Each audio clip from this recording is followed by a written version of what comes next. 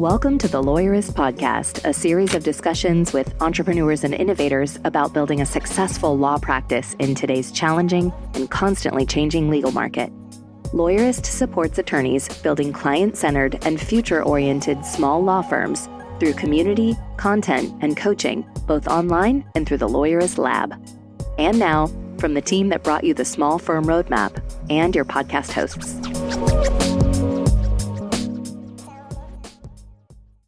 Hi, I'm Zack.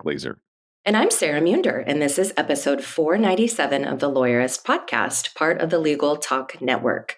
Today, Zack talks with Ben Schorr about preparing to use artificial intelligence in your law firm. Today's podcast is brought to you by Rocket Matter, and you'll hear more from them in my conversation shortly. So, Zack, we just got off of an internal team call where you presented for an hour on the topic of AI. And so here we are, we're continuing this conversation. And I have to say, it's one of those things where it feels like that's all that can be discussed all the time anymore. And it's one of those topics that's like everywhere, whether you're going to a conference or listening to a podcast or, like our team meetings, it's all about AI. And it sort of feels like it did when the internet first came out. Mm-hmm. Where it was just like this thing that was coming like a huge tidal wave and it's here. Yeah. And it's sort of like you don't know what you don't know, but you know that there's going to be huge worldwide implications. And so for the average listener of the Lawyerist podcast who is a solo or a small firm owner, why is this such an important topic for them to really pay attention to now? Even if it's something that, they don't think affects them in the immediate, but like, what are the implications and why do we all need to tune in? It's a really good question. It's because it does affect them in the immediate. Artificial intelligence, whether you know it, like it, or whatever or not, is a part of your life. And if it's a part of your life, it's a part of your practice. I send my wife text messages and my phone, I start to type in headed and it goes headed home, and we've got predictive text. My Netflix account, whether it's doing a good job or not, I don't know, but my Netflix account is trying to tell me what movies or TV shows I'm going to like based on the things that I do. And so we are affected by artificial intelligence. This isn't something where you can stick your head in the sand. This isn't something that is going to be over soon.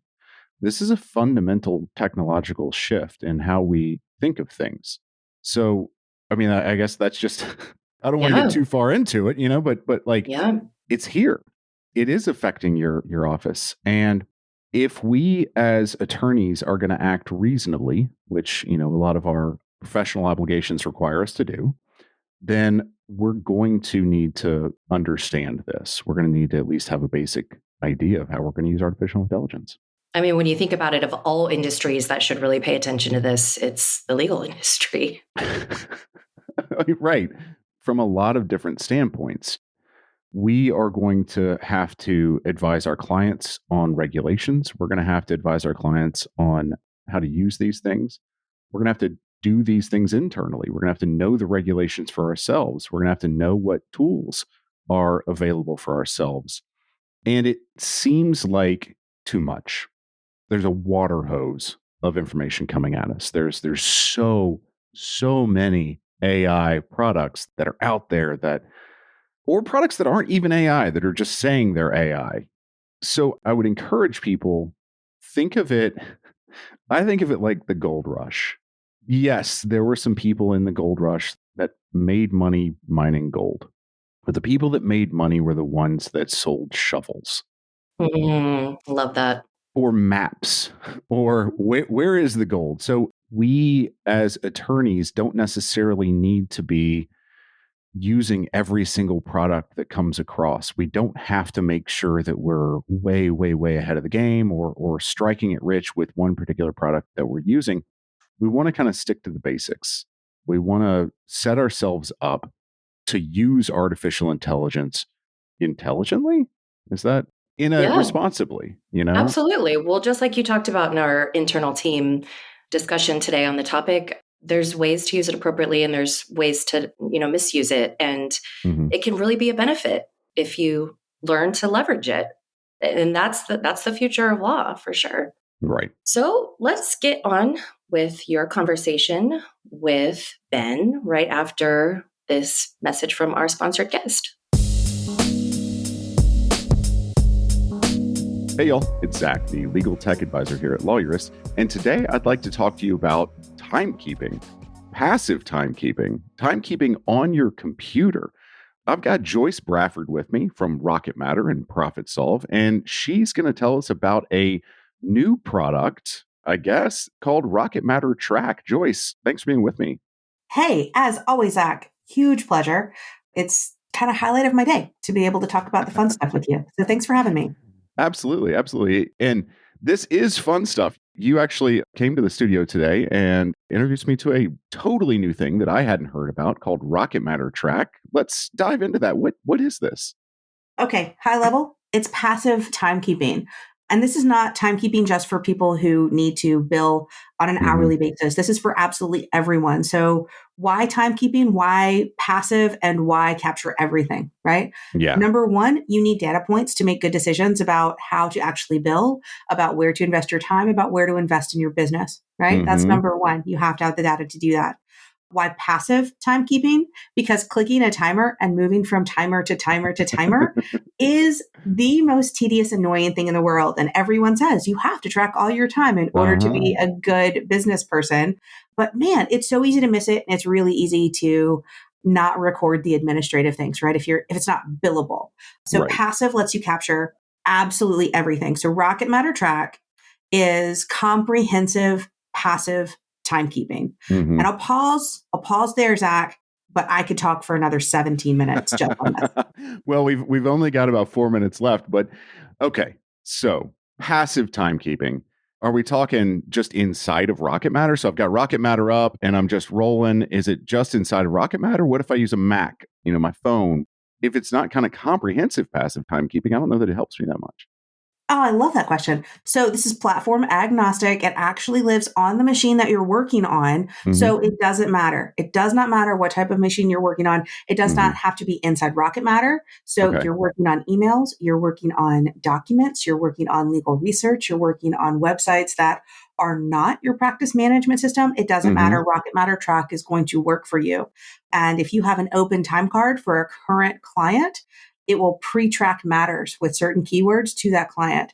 It will keep track of everything that you're doing across your machine, across every application, across every program that you have open, and say, hey, this is what you've done and this is where you spent your time. But here's the really cool part of this, right? It's not automatically uploaded to Rocket Matter. Because how many times do you check the weather? How many times do you go to your preferred news source? How many times do you go to your social media?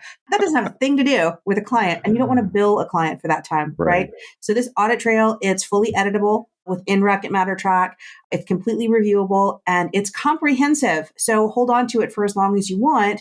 And if you are the type of biller who only bills once a month and only goes back to your calendar and your emails and your invitations and your documents and everything that you've done for a client at the end of the month, and billing day is a disaster for you, and you don't have a billing day, you have a billing week because it takes that long to put your invoice to get together properly, Rocket Matter Track is going to save you a lot of time. You're just going to be able to drag and drop things to the correct client, and you will see a true accurate record of what you have done for your client and for your law firm for the entirety of time that you've been using the tool.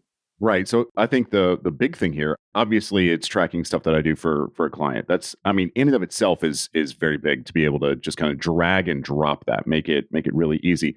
But the thing that I'm kind of latching onto here is the admin aspect of this. So I'm passively tracking everything that I do. I'm tracking, Rocket Matter. It integrates with QuickBooks in order to do your accounting. So I can then track what I'm doing in QuickBooks. It's not billed to a specific client, but now I know how long it takes me to do this stuff. Exactly. And I can start, Rocket Matter has all the business analytics, the business reports, and I can start to say, well, how long am I spending on this? How much does my client intake cost me, essentially, even when I don't have anything? Yeah, that's fantastic. Is Rocket Matter Track a thing that's built directly into? Is this an add-on? How would somebody get Rocket Matter Track? So you have to be a Rocket Matter client, but then you can download it. And there's no additional cost for the product or for the connection back to Rocket Matter. It's just included in the subscription. Great. So we've got a lot of passive tracking here. I'm on a Mac. Do I download it, put it on my Mac, and then on my, honestly, I've got a Mac and I've got a PC sitting over here as well. Do I put it on my Mac? Do I put it on my PC? Where do I put this thing? You're going to put this on your primary machine. You want this to be able to track what you're doing most efficiently. Where are you building your documents? Where are you responding to your emails? Where are you spending your time? Not your social time, where you're corresponding with your friends on your Reddit account or whatever you have. And that's not a dig on you, Zach. I have Reddit too. I'm not saying you're a standard Redditor here. I am floating around there. Absolutely, yes. But no, put it where you're going to do the majority of your client work, especially if you've got a VoIP. So download it on the machine where you have your VoIP, where you're answering those phone calls. Fantastic. And frankly, if you don't have VoIP, this may be a good reason to kind of switch to that sort of integrated system, especially if you're a Rocket Matter user, because Rocket Matter is a very, very comprehensive system that likes to track. It likes to get information. It likes to get stuff that you can run reports on. Well, Joyce, so where can people learn more about Rocket Matter itself and Rocket Matter Track? Yeah, go to rocketmatter.com. That is the best place. We've got information on Rocket Matter Track on the very front page. You don't have to go searching for it. And if you want to learn more about Rocket Matter and some of the tools that we integrate with, like a CRM, e-signature tools to give you more e-signature options, more third-party storage solutions, go to our parent company website, profitsolve.com. And there's no E on the end of ProfitSolve. So just note. Yes. Kind of like TimeSolve. There's no E there as well. Well, Joyce, as always, I really appreciate you being with me. Thanks for taking the time to share your expertise. My pleasure. Thanks, Zack. Hi, I'm Ben, and I am a senior content project manager at Microsoft. And like a lot of people at Microsoft, I now work on Copilot pretty much all the time.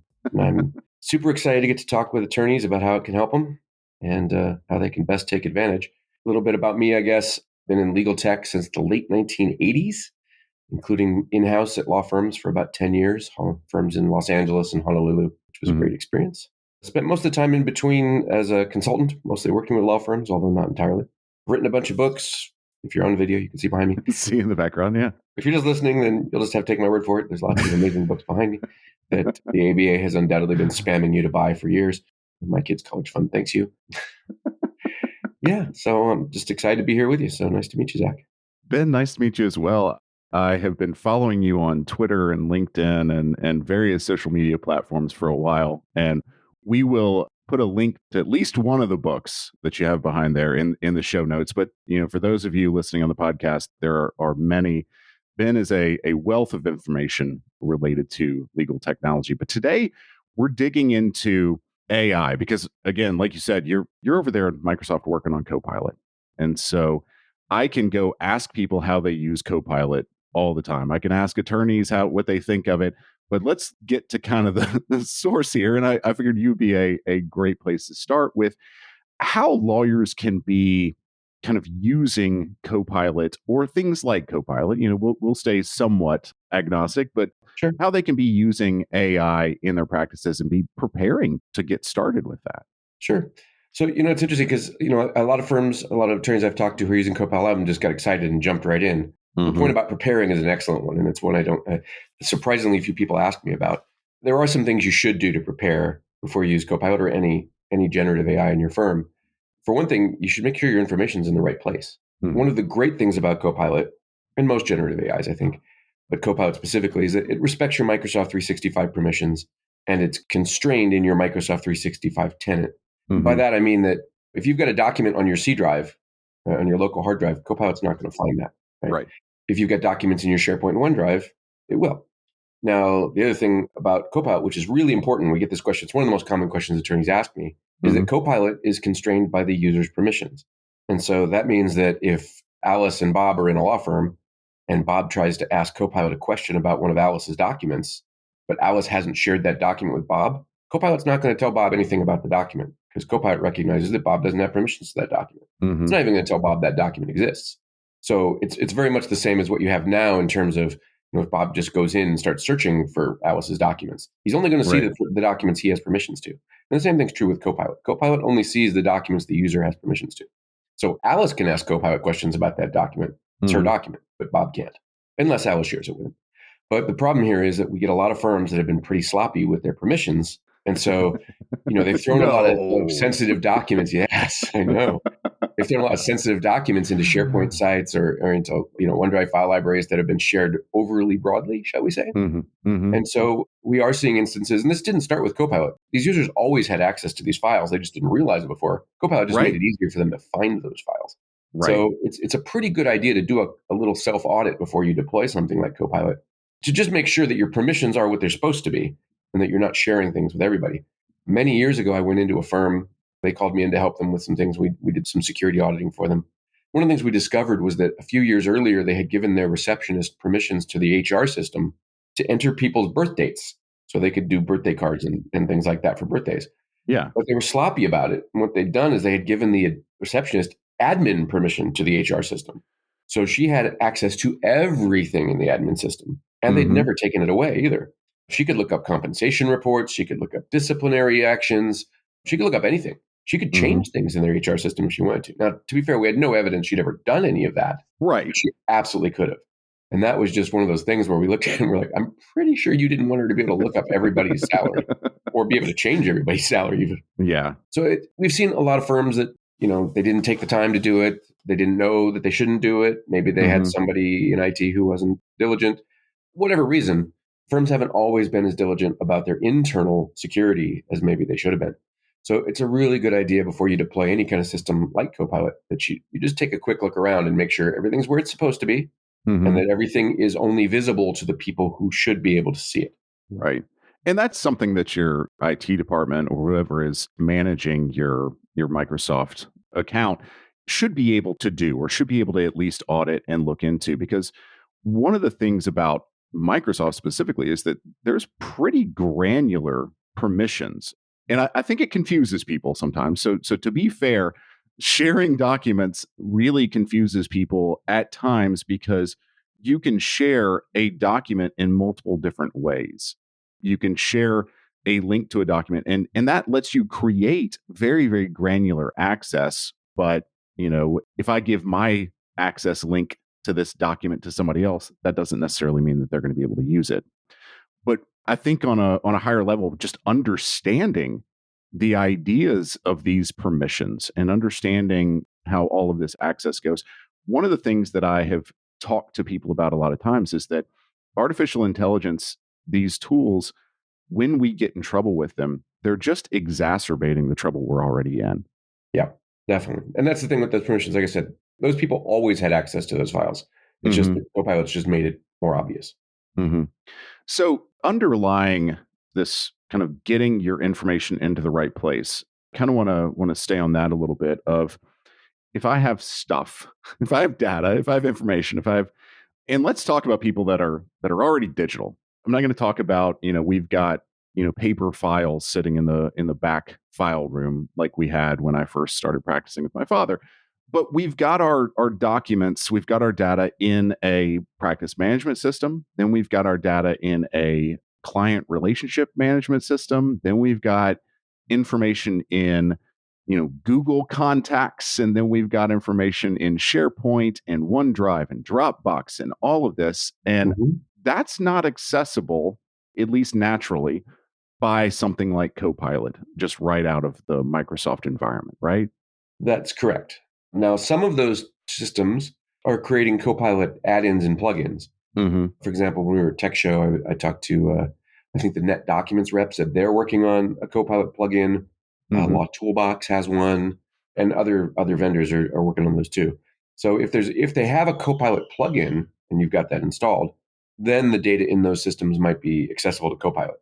But natively, no, Copilot's only going to see what's in your Microsoft 365 tenant. So that's your Exchange server, that's your OneDrive, that's your SharePoint, systems like that in your Microsoft 365. But things that you have in a client management system or practice management system, document management system, any of those third-party locations, Copilot won't be able to see those unless you have some sort of plugin installed. Okay, so kind of prepping for being able to use something like Copilot. And I'm using Copilot as an example, obviously, because, I'm talking with you, but also because it is one of it kind of sucks the air out of the room. It is the foremost generative AI product out there, as far as I can tell. But it's also very representative of something that is integrated into our lives, into our work lives, and can touch a lot of things. You go onto something like ChatGPT, and this is looking at the internet essentially in one point of time, depending on what you're using and things like that. But Copilot being built into the Microsoft environment is able to not only look at those things, but also look at your own internal data. Yep. In fact, I use it pretty often because as you might suspect, I get a lot of email, I get a lot of Teams messages. Mm-hmm. And one of the things I did yesterday with it, and that I do a couple times a week usually, is I asked Copilot to summarize my last 10 emails. Mm-hmm. I have a more involved prompt than that I give it, so I get a more detailed response. But even just summarize my last 10 emails would work. I just want a little bit more. And so that's a great example of it can help me very quickly catch up. I've sometimes asked it with varying degrees of success to summarize my most important unread emails, so that it gives me it kind of catches me up on stuff that I might have missed that might be important. Now, unfortunately, Copilot's idea of what's important isn't always my idea of what's important. It does a pretty good job with that, but it's not perfect. I mean, it's an AI. Right. So I often tell people to think about Copilot or any AI you're using. Think of it like a first year legal intern. Mm-hmm. Give it very clear instructions, and then review what it gives you. And Jared Spataro, who's one of our vice presidents, famously said that Copilot will often be right and will occasionally be usefully wrong. And I love that quote because that's pretty much right, correct. You can ask it to look through your data, you can ask it to look through your emails, your Teams chats. A lot of the time, it's going to give you very useful information. Mm-hmm. Every now and then, it's not going to give you exactly what you wanted, but it may point you in a direction that's useful and gets you moving in the right way. Mm-hmm. Mm-hmm. So I really like that quote because I think it sets a good expectation. I do too. And what it also kind of says is that you really do want to know when it's usefully wrong. You want to be looking at it. You want to be checking its work. 100%. Because it's a tool. Yeah. Oh, yeah. Never, ever show the output of a generative AI to a client or the court without reviewing it first. Never. I mean, we've had so many public examples now of attorneys who've just done something stupid and let a generative AI create something that they then sent to the court unreviewed and with catastrophic results. So please don't do that. It's a co-pilot, not an autopilot. I like that. That's a really good point. It is a co-pilot, not an autopilot. I kind of go back to it can exacerbate laziness. If you're not going to review citations, if you're not going to review the evidence that you're having it look at, if you weren't going to review it in the first place, if you weren't going to review a first-year associate's work, then you're going to get messed up pretty quickly. Definitely. Yeah. And we've seen it happen too many times already. But, we, as Brad Smith, our company president, says, we named it Copilot for a reason. And it's there to work alongside you, not instead of you. Right. Well, so one of the things I think that lawyers are thinking about right now is the idea of kind of leaking our information. So if I'm putting all my eggs in one basket, if I'm putting all my data into something like SharePoint, which for the most part, kind of high level, you need to do in order to be able to have Copilot act upon it, unless you have add-ons and things like that. How do I keep my information from then going out into the broader kind of Chat GPT land that is this ethereal sort of, Wild West of information? Sure. So that's another question I get a lot. It's important to understand that Copilot keeps the customer's content that lives in their Microsoft 365 tenant. We refer to that content as the graph. So you may hear that term occasionally.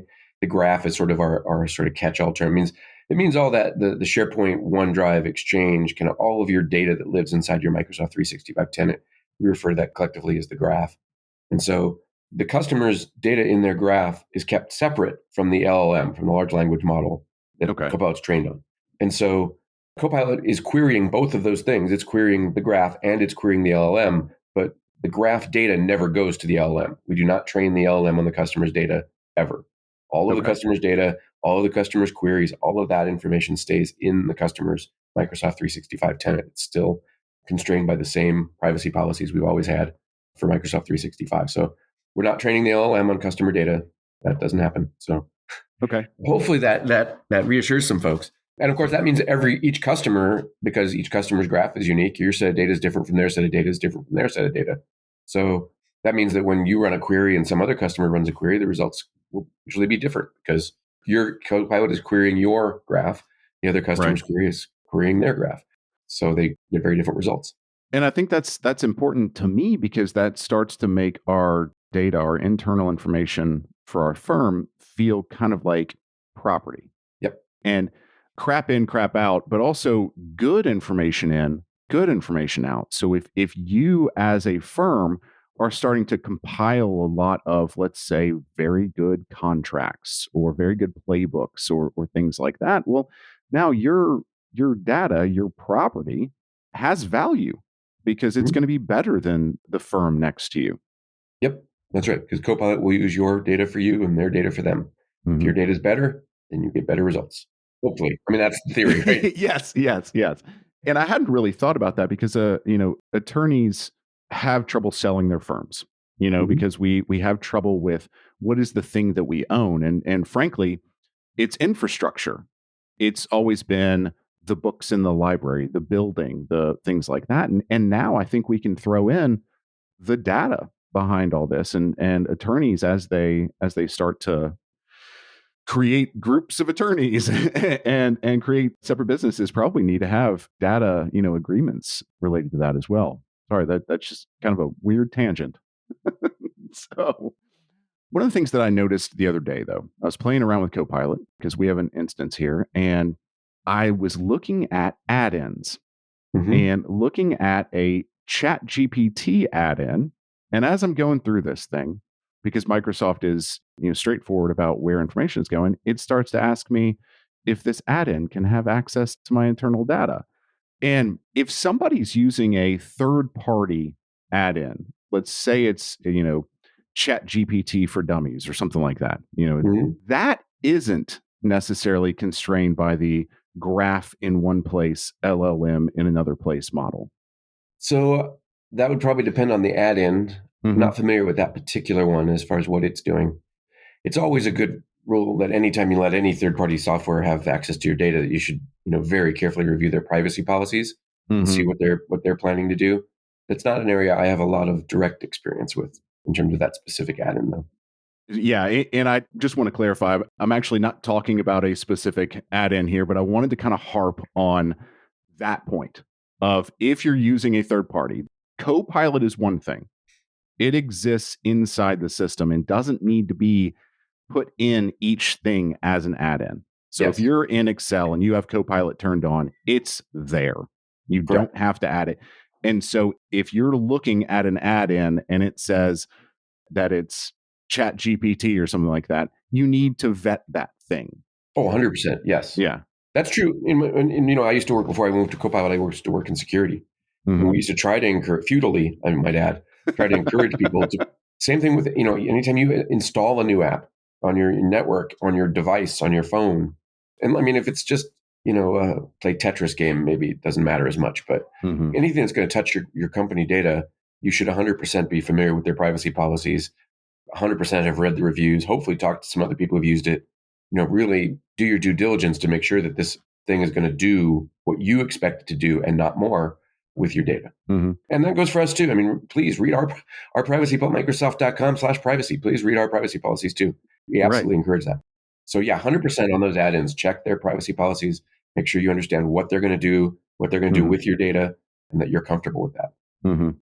Some privacy attorney sitting somewhere has spent, many privacy attorneys sitting somewhere have spent a lot of time creating that privacy policy. I get pushback on that sometimes related to privacy policies and all that. And the attorneys say, well, how am I supposed to know this? And frankly, if you don't, as an attorney, if you're not going to read the privacy policy, who is? It's, just read it. I know it takes some time. A lot of times they're big and long, and you probably don't want to just ask Copilot to summarize it, but go read the thing. And if you don't understand something, be a lawyer. Go look things up. Ask a privacy attorney. I don't know. So on that front, if there are specific kind of things that we would want to ask as attorneys, want to think about kind of high level with security, what is it we want to be kind of asking of our AI products and thinking about in terms of security? I mean, I think an AI product is not that much different from other software in that regard. I think it's important to understand what data it's going to access, what it's going to do with that data, where it's going to store that data, if it stores that data, which it might not. I mean, I think these are kind of the fundamentals that we get into with any piece of software when you're talking about security. The company behind it is important. Obviously, I trust Microsoft, but certainly, to not be too provincial about it, and most of the big tech companies, I'm a little bit more confident in than Bob's software.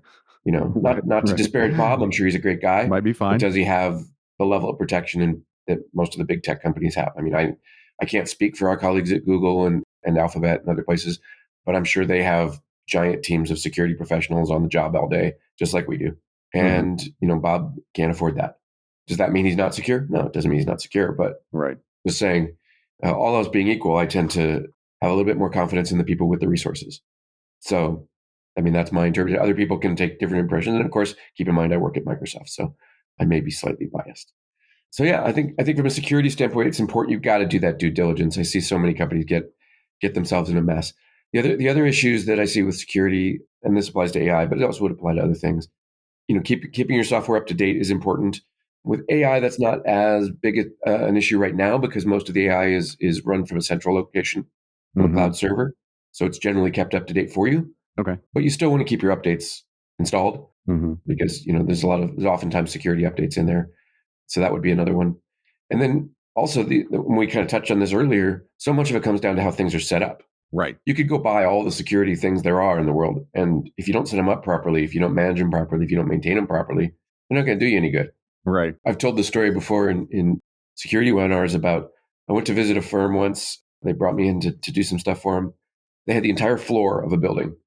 And in the center of the floor was a very large, very fancy, very elaborate conference room, which they referred to as the war room.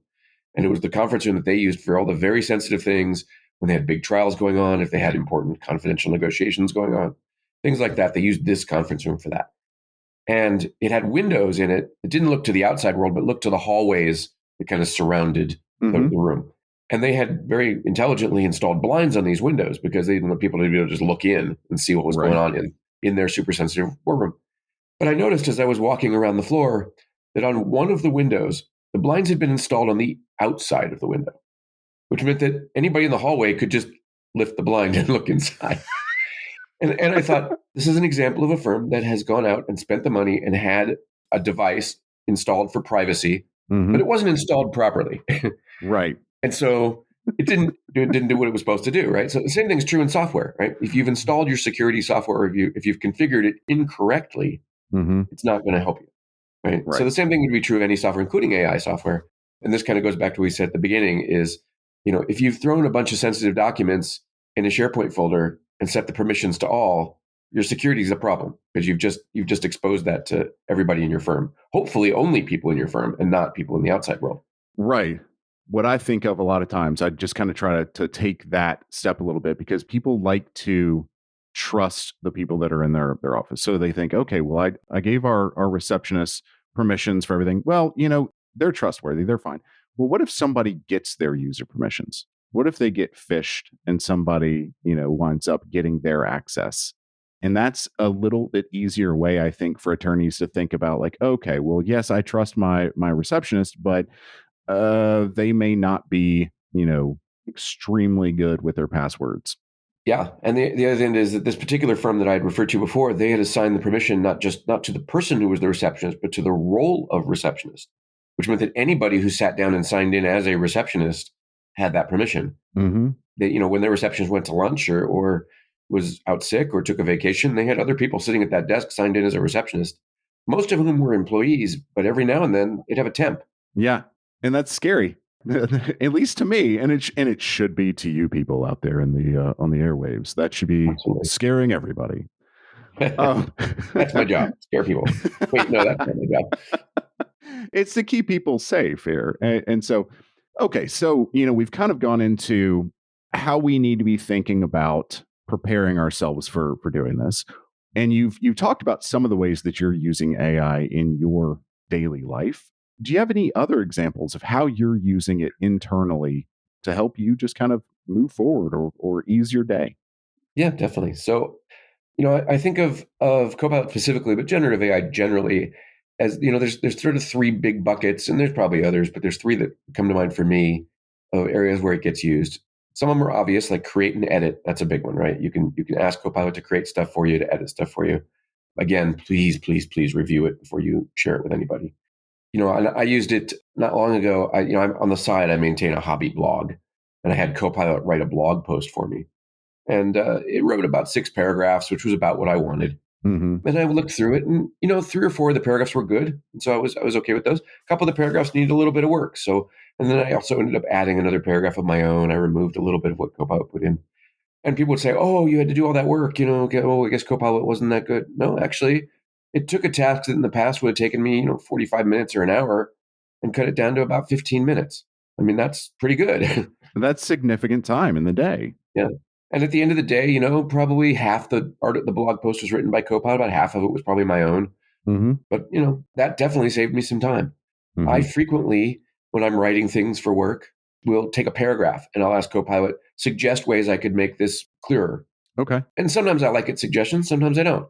But if it gives me a suggestion that's useful, great. That's very helpful. Mm-hmm. I've talked to an attorney who said that he's using it now in a similar way, where instead of clearer, well, he sometimes uses clearer, but he often uses more persuasive. Oh. How could I rewrite this to be more persuasive? And Copilot makes some suggestions and says, you could try this, try this, try this. And same thing, same results. He says, a lot of the times it makes good suggestions. Sometimes the suggestion isn't helpful, but usually it is.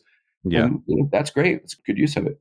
Another really powerful use, and probably the one that I think attorneys are going to lean into even more than create and edit, is ask and understand.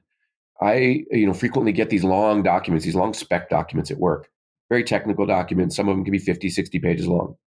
And I sometimes have to figure those out pretty quickly because I have a meeting in an hour to talk about this topic, right?